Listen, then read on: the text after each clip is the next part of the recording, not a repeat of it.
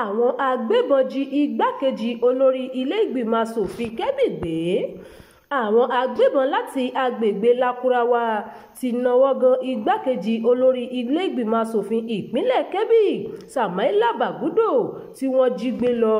Iléeṣẹ́ ọlọ́pàá ìpínlẹ̀ Kebbi ti fìdí ìṣẹ̀lẹ̀ náà múlẹ̀ tó sì ní àwọn agbébọn náà kọlu asòfin náà kété tó kírun tán tó ń lọ sí ilé rẹ̀.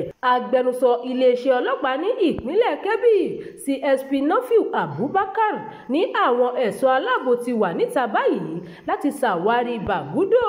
CSP Abubakar ní ọ̀pọ̀ àwọn ẹ̀ṣọ́ aláàbò láti iléeṣẹ́ ológun, iléeṣẹ́ ọlọ́pàá àti àwọn fìjìláńtè ló wà ní àyíká ìpínlẹ̀ náà láti gba Bagudo sílẹ̀ lọ́wọ́ àwọn ajínigbé. Àwọn ẹ̀ṣọ́ aláàbò ń ṣiṣẹ́ papọ̀ láti kojú àwọn agbébọn tó yí àwọn agbègbè ìpínlẹ̀ Kebbi ká láti gba asòfin náà sílẹ̀ kí ọwọ́ sì tẹ àwọn agbébọn náà pẹ̀lú. Ó fi kún pé iléeṣẹ́ ọlọ́pàá ìpínlẹ̀ Kebbi kò fìgbà kankan juwọ́ sílẹ̀ lórí dídáàbòbò aráàlú tó sì jẹ́ pé dídáàbòbò ẹ̀mí àti dúkìá ló jẹ wọ́n lógún. CSP Abubakar tẹ̀síwájú tó sì rọ àwọn aráàlú láti ṣe sùúrù kí wọ́n sì kíyèsí agbègbè wọn kí wọ́n sì tún ran iléeṣẹ́ ọlọ́pàá lọ́wọ́ pẹ̀lú àwọn ìròyìn tó lè ṣe àǹfààní fún ìwádìí wọn. Ìròyìn yàjóyàjó fún ti àkókò yìí kò ní jù báyìí lọ. Ẹ má gbàgbé láti tẹ̀lé ìkànnì yìí, ẹ bá wa pín ká kí ẹ sì fi èròǹgbà yín sí abala àríwísí.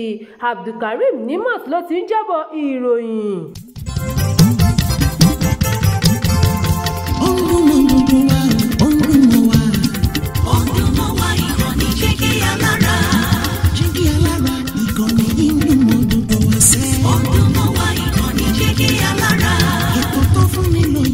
Ètò tó wà ní lọ́yẹ̀ wà ń bẹ̀. Ọdún mọ́ wa ìkànnì Jígí Alára. Ìròyìn lóríṣiríṣi tàbí mọ bó ṣe ń lọ láwùjọ.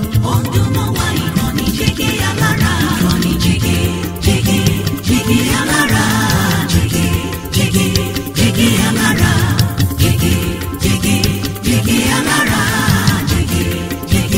Jígí Alára. Ìkànnì Jígí Alára 24 bàbá gbogbo.